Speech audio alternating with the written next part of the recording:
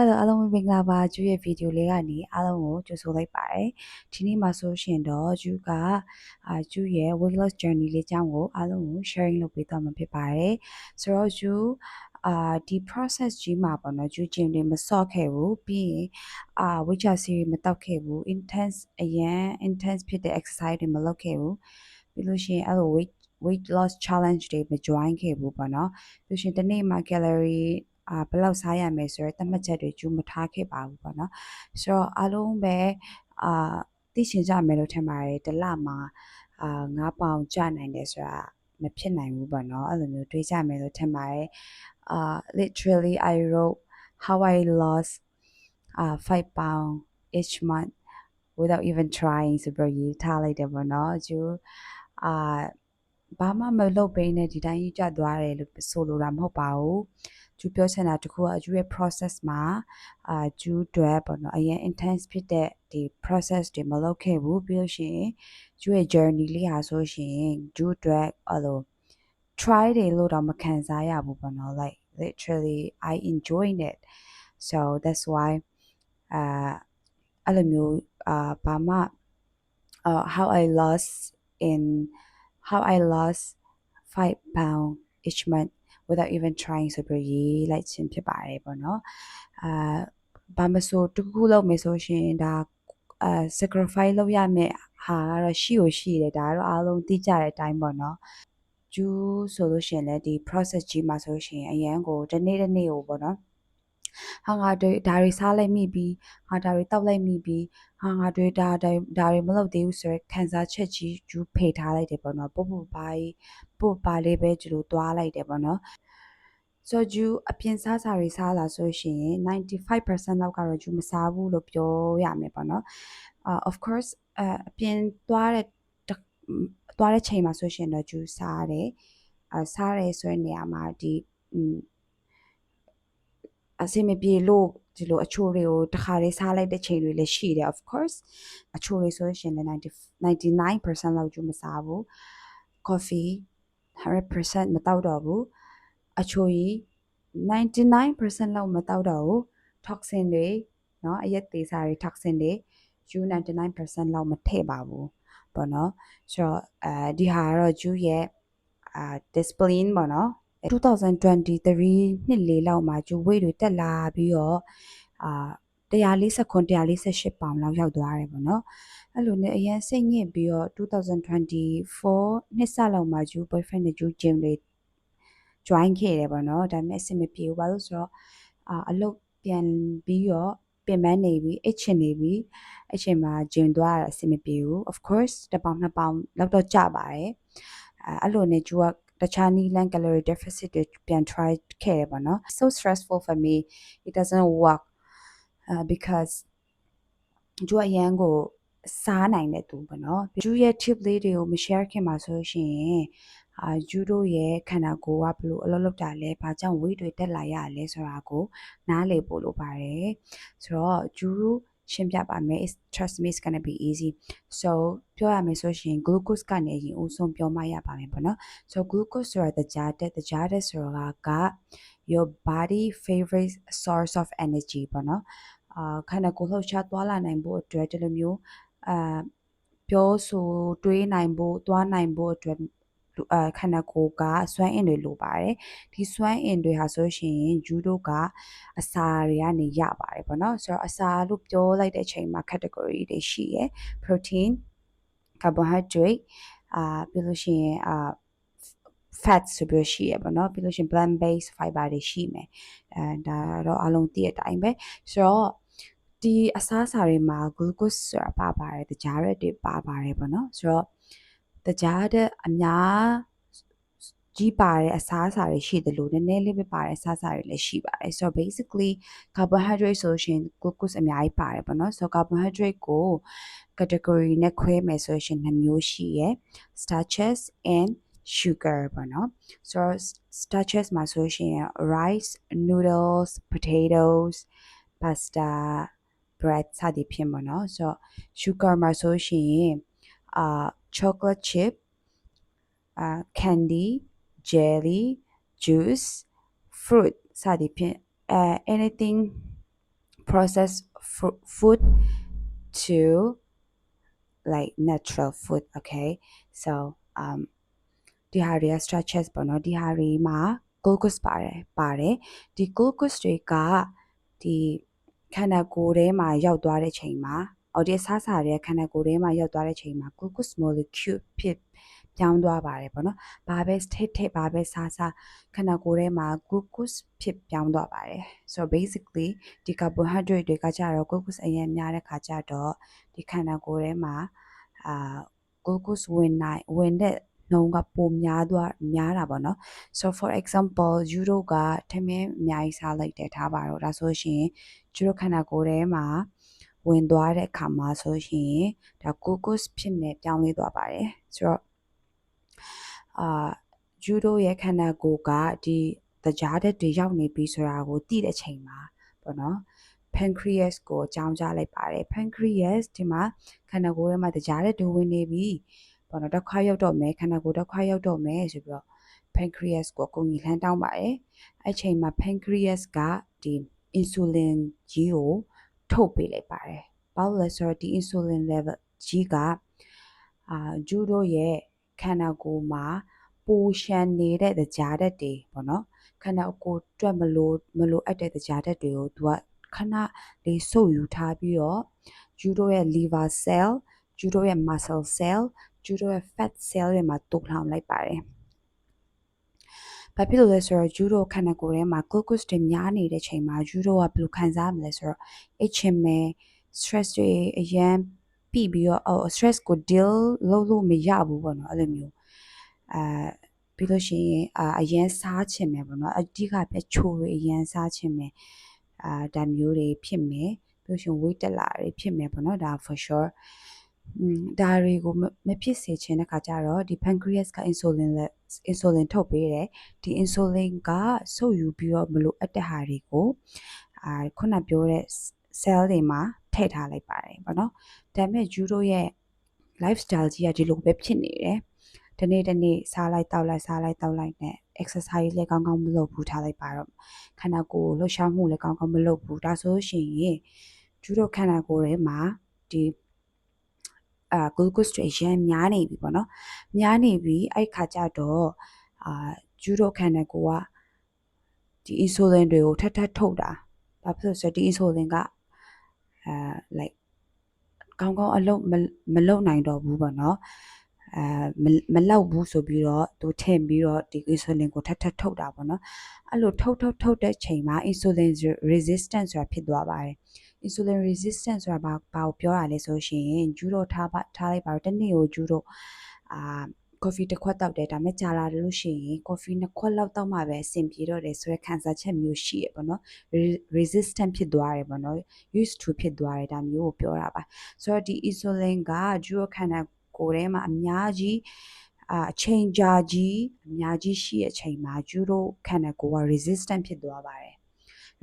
resistant ဖြစ်သွားတဲ့အချိန်မှာဒီ insulin က power မရှိတော့တယ်လို့ဖြစ်သွားတယ်ပေါ့နော်အဲ့ဒါအလွယ်နည်းနဲ့ပြောရမယ်ဆိုရှင်အဲ့ဆိုတော့ဂျူတို့ liver cell တွေမှာမထည့်နိုင်တော့ဘူးကောင်းကောင်းမလုပ်နိုင်တော့ဘူးပေါ့နော်ပြီးလို့ရှိရင်muscle cell တွေမှာလည်းမထည့်နိုင်တော့ဘူးအဲ့လိုမျိုးဖြစ်လာတယ်ပေါ့နော်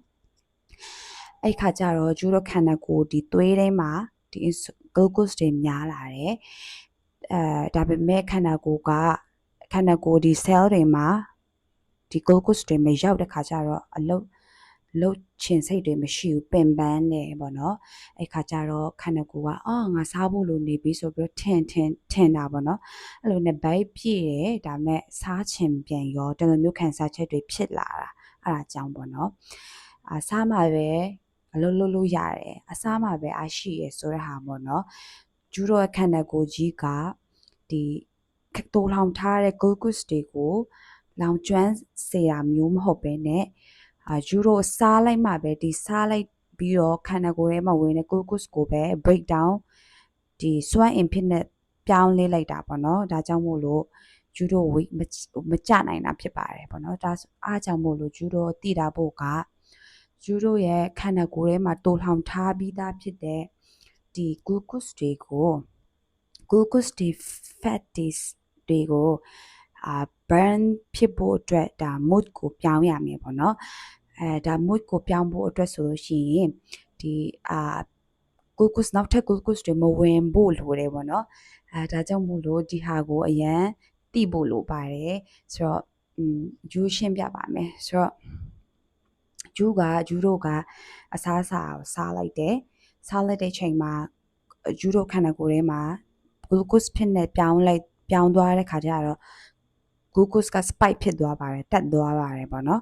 တက်သွားတယ်အဲ့ချိန်မှာသူကတက်သွားပြီးတော့နည်းနည်းကြာလာလို့ရှိရင်သူကပြန်ကျမှာပြန်ကျပြီးတော့ပြန်ကျမလို့လှုပ်တဲ့ချိန်မှာယူတော့ထားလိုက်ပါတော့မုံစားလိုက်ပြန်ရောချိုးရီတောက်လိုက်ပြန်ရောအဲ့ဒါပြန်တက်လာရောပြီးလို့ရှိရင်နောက်ခါကျတော့လေဟာငါစားချင်လိုက်တာဆိုပြီးတော့စားလိုက်ပြန်ရောအဲ့လိုနဲ့တက်လိုက်ကျလိုက်ဖြစ်နေတနေ့လုံးမှာဒီ glucose ယူတော့ရဲ့ glucose ကြီးကဒီလို roller coaster လိုဖြစ်နေတာပေါ့နော်ဒီဟာကြီးကအဲ့လိုဖြစ်နေတဲ့ချိန်မှာရေရှည်အတွက်ဂျူးတို့ခန္ဓာကိုယ်အတွက်မကောင်းဘူးအဲ့ခါကျတော့ insulin ပဲထုတ်လာတယ် insulin ကောင်းအလုပ်မလုပ်နိုင်တဲ့ချိန်မှာဂျူးတို့ဘယ်လောက်ပဲဝဘယ်လောက်ပဲအဆီတွေရှိဒီဟာကြီးကိုစွမ်းအင်ဖြစ်မသုံးလို့မရတော့သူမသုံးနိုင်တော့ဘူးစားမှပဲအားရှိရဆိုတော့ပုံစံမျိုးဖြစ်သွားတယ်ပေါ့နော်ဒါကြောင့်မို့လို့ဂျူးတို့ရဲ့ insulin level ကိုလျှော့ဖို့လိုတယ် insulin level လျှော့ဖို့ဆိုရှင်ဂျူးတို့ရဲ့ glucose spike ဖြစ်တဲ့ဟာကိုလျှော့ဖို့လိုပါတယ်ဂျူးတို့ရဲ့ glucose spike ဖြစ်တဲ့ဟာကိုလျှော့ဖို့ဆိုရှင်ဂျူးတို့ရဲ့စားတဲ့ဟာကိုလည်းလျှော့ဖို့လိုပါတယ်ဆိုတော့ဘယ်လိုမျိုးလျှော့မလဲပေါ့နော်အဓိကအဖြစ် carbohydrate တွေကိုလျှော့ဖို့လိုပါတယ်ဆိုတော့ sorry ဆိုတော့ဒီ carbohydrate တွေကဂျူးနားလေပါတယ်ဂျူးတို့ကမြန်မာနိုင်ငံမှာနေတဲ့သူဆိုတော့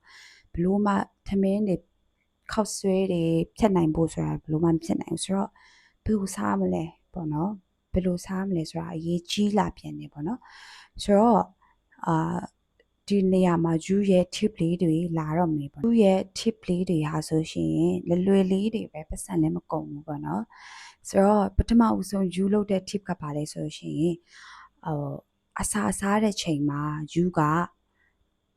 vegetable တွေကိုအရင်ဦးဆုံးစားပါတယ်ပေါ့နော် vegetable mean ဥမာအစိမ်းကြိုဂျူးစားလိုက်ပါတယ်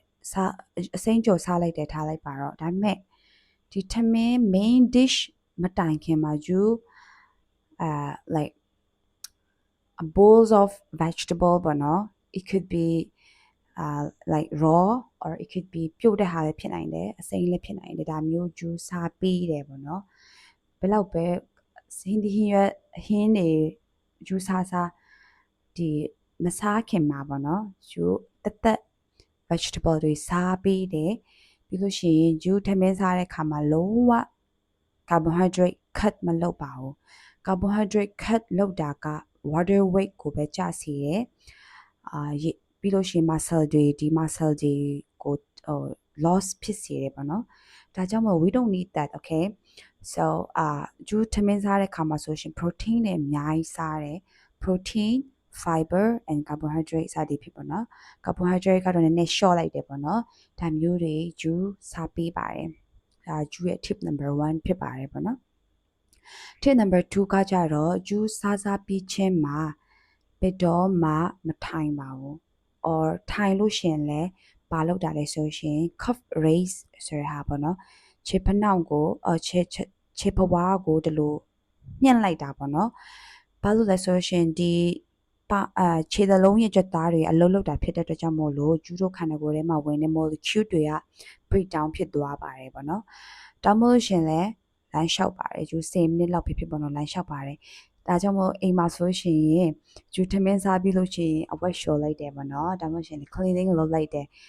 ဒီဟာကဂျူးတို့ခန္ဓာကိုယ်ထဲမှာဝင်သွားတဲ့ glucose တွေကိုအများကြီး break down ဖြစ်စေတဲ့အတွက်ကြောင့်မို့အရင်ထောက်ကူဖြစ်ပါတယ်ပေါ့နော်ဆိုတော့ဂျူးရဲ့ tip number 3ကကြတော့ဂျူးရဲ့ breakfast ကိုတွေ့ကြရမစားပါဘူးပေါ့နော်အရင်တော့ဆိုဂျူးအနမ်းကြည့်တော့ oh my god my favorite ရှမ်းပြီးလို့ရှိရင်မိုဟင်ဂါစသည်ဖြင့်ရမ်းကြိုက်တာ pancake chocolate cake my favorite but ဂျူးရဲ့ breakfast ကိုဒီ protein တွေနဲ့ build လုပ်ထားတဲ့ savory breakfast ကိုရွေးပြီးတော့စားပါတယ်ပေါ့နော်ဆိုတော့ဂျူနားလေပါတယ်မြန်မာနိုင်ငံမှာဒီ savory breakfast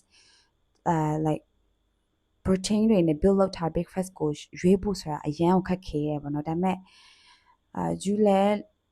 ဖြစ်ချင်တဲ့အတွက်ကြောင့်မို့လို့ဂျူလဲဒီ breakfast မှာဆိုရှင်ကျဥနှလုံးဒါမျိုးတွေဂျူစားပေးတယ်တခါတလေဂျူမစားနိုင်တဲ့နေ့တွေရှိတယ်အဲ့ချိန်မှာဆိုရှင်ဂျူကမစားဘဲနဲ့နေလိုက်တယ်ပေါ့နော်ဥမာI don't go for nanjito anymore okay because ဒီနန်းကြီးတုတ်တို့ဒါမှမဟုတ်ထမင်းတို့ကကြတော့ carbohydrate တွေအဲ့ခါကြတော့မနေ့ဆိုလို့ရှိရင် ဒီ empty stomach မှာထည့်လိုက်လို့ရှိရင်တခါတည်း molecule တွေကသွေးထဲမှာတခါတည်းဝင်သွားမှာပေါ့နော် glucose အရင် spike ဖြစ်တာအရန်ကိုမြင့်တယ်ပေါ့နော်ဒါကြောင့်မို့လို့ဂျူက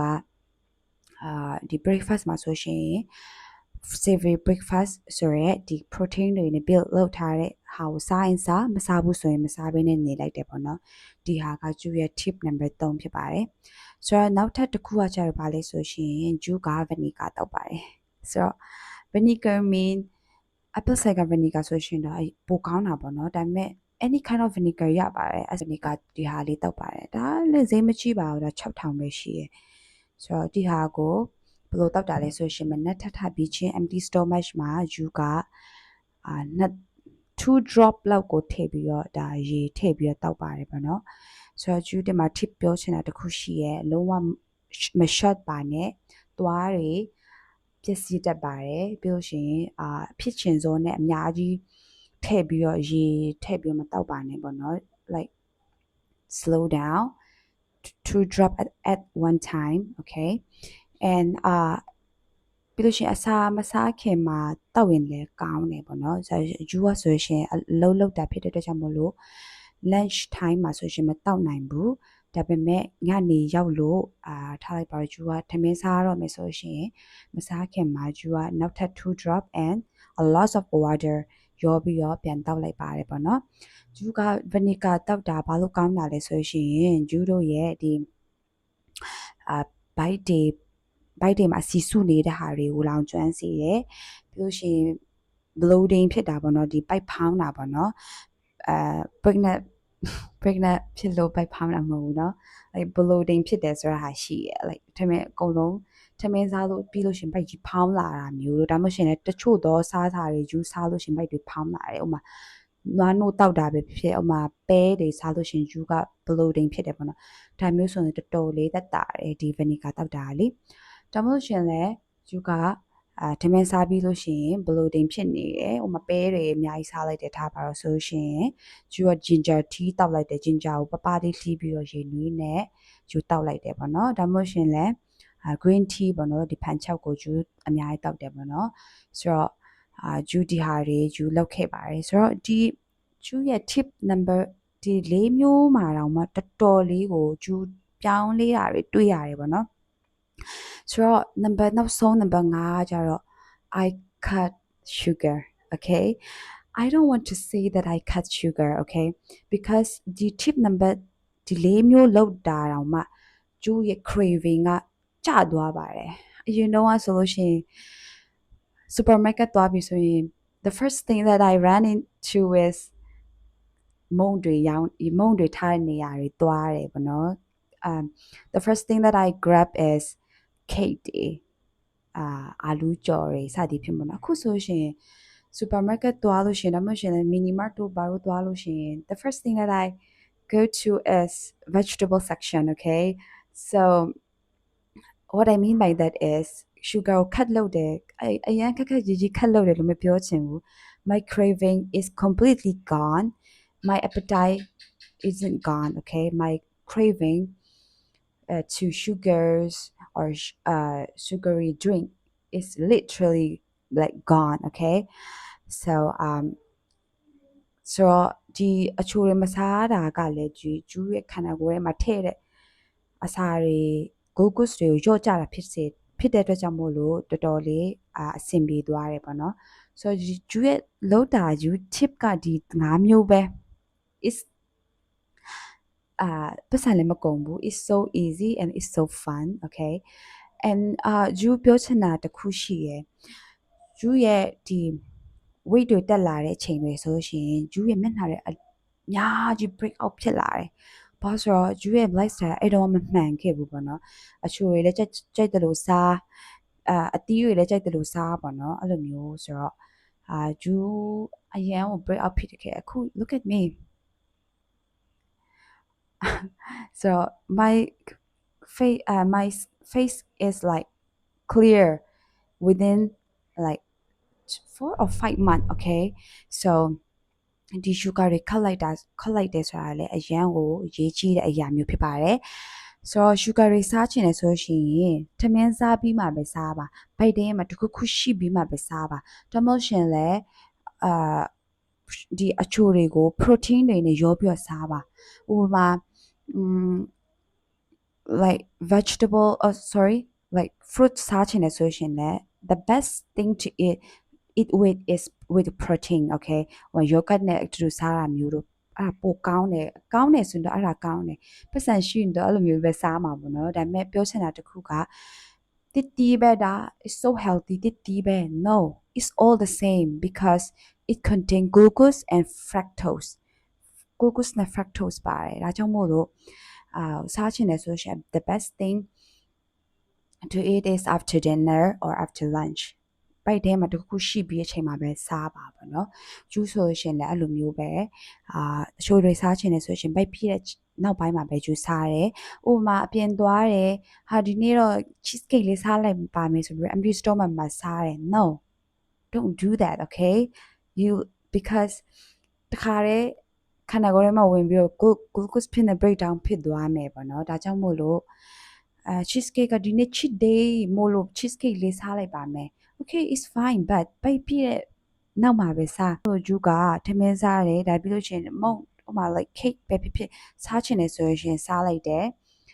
ပြီးသွားလို့ရှိရင်ညနေထမင်းပြန်စားတယ်ပြီးသွားလို့ရှိရင် chocolate တစ်တောင်းပဲဖြစ်စားချင်တယ်ဆိုရင်စားလိုက်တယ်ဒါပဲ that's it ဘာလို့အရန်ကြီး stress ဖြစ်စရာမလို always know that your body can heal itself your body knows the best okay so ဆိုတော့ဂျူးပြောချင်တာတခုကဂျူးတို့ရဲ့ပါဇက်ထဲမှာထည့်တဲ့ဒီအချိန်အနှုံးပေါ့နော်မှာအမြဲတမ်းပါဇက်ထဲမှာအစာတွေထည့်နေလားဒါမှမဟုတ်ရှင်လဲအချိန်ချပြီးတော့ထည့်လာတာပိုအရေးကြီးတယ်လို့ဂျူးထင်တယ်ဂျူးဟိုရင်တော့ဒီ of course calorie deficit တွေလုပ်ခဲ့တယ်တနှစ်မှာစေပေါင်လောက်တော့ကျခဲ့တယ်ပေါ့နော်ဒီဂျူးတကယ် try တာဆိုရှင်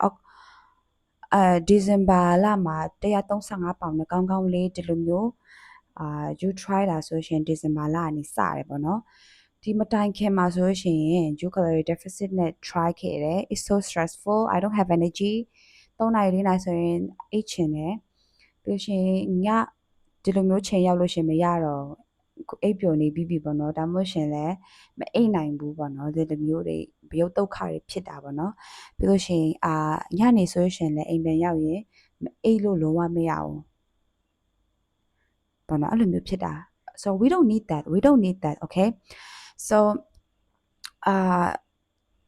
ဒါကြောင့်မို့လို့ယူကပို့ပြီးအရေးကြီးတယ်လို့ထင်တာကထမင်းစားမယ် okay ကိုကုစတက်နေပြီဒါပေမဲ့နည်းနည်းထားလိုက်အောင်ဘာမှမစားနဲ့ကြားထဲမှာ no snacking okay ပြီးလို့ရှိရင်ညနေမပိုက်စားရင်ထမင်းပြန်စားစသည်ဖြင့်အများကြီးစားကျူးဆိုရှင်အသားတွေဆိုအများကြီးစားတာအဲ့ဒါကြောင့် calorie deficit ကို I don't trust 100% okay ဒါဆိုရင်လည်းဒီလောက်လေးဆိုရှင်ရပြီ20 gram လောက်ဆိုရပြီ no ကျူးဆိုရှင်အများကြီး protein တွေဆိုအများကြီးစားရတယ်ပေါ့နော်ကျူးဆိုရှင်နှလုံး3လုံးလောက်ကျူးစားနိုင်တယ်စားရတယ်ပေါ့နော်ဆိုတော့တခုခုစားလို့ရှိရင်အနည်းဆုံး4နာရီလောက်တော့ခံရမယ်မခံလို့ရှိရင်ကိုစားနေတာ protein တွေကောင်းမပါလို့ balance မဖြစ်လို့ဆိုတာအရင်သိနိုင်တယ်ပေါ့နော်ဒါကြောင့်မို့လို့ဒီဟာတွေသိဖို့ဆိုတာအရင်ရေးကြီးရယ် you ဒီဟာတွေ sharing လုပ်ပေးတဲ့ဟာတွေကိုယူဒီဇင်ဘာလကနေကောင်းကောင်းလေး try ပြီးတော့ consistency ရှိနဲ့ယူလုပ်တဲ့ချိန်မှာအစတုန်းကတော့နည်းနည်းမတိတာဘူးလို့ထင်ရပါမယ် နောက်ကြတော့ခန္ဓာကိုယ်ကဒီစားတဲ့ဟာတွေ lifestyle တွေလည်းပြောင်းသွားတဲ့ခါကျတော့ weight ကျတာအရင်မြင်ပါတယ်ပြောချင်တာ5 pound losing 5 pound a month is not intense okay it's very healthy I must say and try ကြည့်ပါလို့ပြောချင်တယ်ဆိုတော့ you additional အနေနဲ့ try ခဲ့တဲ့အရာတွေလည်းရှိရယ် you sharing လုပ်ပေးမယ် don't worry ပတ်စံမကုန်ပါဘူးဆိုတော့the first thing is that တနေ့ကို10,000 step ယူသွားပါတယ် is a must okay အဓိကအဖြစ်အရန်စားလို့ရှိရင်တော့သွား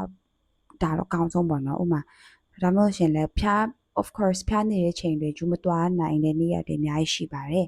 ဒါပေမဲ့လုံးဝမသွားနိုင်ဘူးဆိုရင်လည်း9,000လောက်တော့သွားဖြစ်အောင်စူးစမ်းပေါ့နော်ပြီးရှင်နောက်ထပ်တစ်ခုကကြတော့ရေကို3လီတာနဲ့4လီတာကျူတောက်ပါတယ်ပြီးလို့ရှိရင်နောက်ထပ်တစ်ခုကကြတော့ဂျူးရဲ့ဒီအဆန်ပေါ့နော်ဂျူးဆိုရင်အရင်တော့ဆိုရင်အမြဲတမ်းပဲအဆန်ဖြူစားနေကြလေဒါပေမဲ့ဂျူးကတယောက်တည်းနေရဲဆိုတာအဆင်ပြေတယ်ဂျူးရဲ့ဆန်ဖြူနဲ့ဒီ brown rice နဲ့ရောလိုက်တယ်ပေါ့နော်ဘာဆို brown rice မှာ fiber တွေအများကြီးပါတဲ့ခါကျတော့ဂျူးကရောလိုက်တယ်ဒီဟာကိုဂျူးလုပ်ပြီးတဲ့ချိန်မှာ3လလောက်နေလို့ရှိရင်ဂျူးပါတွေတွေ့ရတယ်ဆိုရင်ဂျူးရဲ့မျက်နှာတွေ clear ဖြစ်လာတယ်ပြီးလို့ရှိရင်period မှန်လာတယ်ပေါ့နော်အရင်တော့ဆိုရင်ဂျူးအရက်40လောက်ကြာတဲ့ချိန်ရှိရမလာတဲ့ချိန်ရှိရအခုဆိုရင်25ကျော်ပြီဆိုရင်လာပြီပေါ့နော်ဒါလည်းမျိုးတွေတွေ့ရတယ်ဆိုတော့ပြီးလို့ရှိရင် bloating တွေ of course တော်တော်လေးညော့သွားတယ်အရင်တော့ဘောင်းဘီတွေဆိုလို့ရှိရင်အခုခြောင်လာတယ်ဝက်လို့ရတယ်ပေါ့နော်စင်ပြေရဒီအင်ကြီးဆိုရှင်လည်းဒီဝတ်တဲ့ချိန်လုံးဆိုမဝတ်နိုင်ဘူးဒါပေမဲ့ခုပြန်ပြီးတော့ I can wear it ဒီဟာတွေကယူထွင်တာလား no ထွင်ထားတာမဟုတ်ဘူး biochemist တယောက်ဖြစ်တဲ့ Jessie ဆိုရဲဒီ French အမျိုးသမီးတယောက်ပေါ့နော်သူကဒီလူပေါင်း4,000ကျော်လောက်ကိုသူစုပြီးတော့ဒီ hack လေးတွေကိုဒီ you sharing လုပ်ခဲ့တဲ့ hack လေးတွေကို try လုပ်စီခဲ့တယ်ပေါ့နော်4 week try လုပ်စီခဲ့တဲ့ပြီးရနောက်ပိုင်းမှာသူတို့တွေက acne problem တွေ of course ပျောက်သွားတယ်ပြီးရင် period တွေမှန်လာတယ် PCOS ဆိုရဲဒီယောဂါတွေပျောက်လာတယ်ပြီးလို့ရှိရင်တချို့သောမျိုးသမီးတွေအားဆိုရှင်ကလေးမရနိုင်ဘူးပေါ့နော်ဒါပေမဲ့ကလေးတွေလည်းပြန်ပြီးတော့ရလာနိုင်တယ် weight လည်း of course ကျသွားတယ်ဒါမျိုးတွေသူတွေ့ရတယ်ပေါ့နော်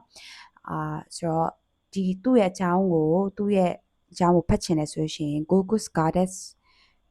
ဟုတ်တယ်ထင်တယ်ဆိုပြီးတော့ရှာလို့ရပါတယ်ဆိုတော့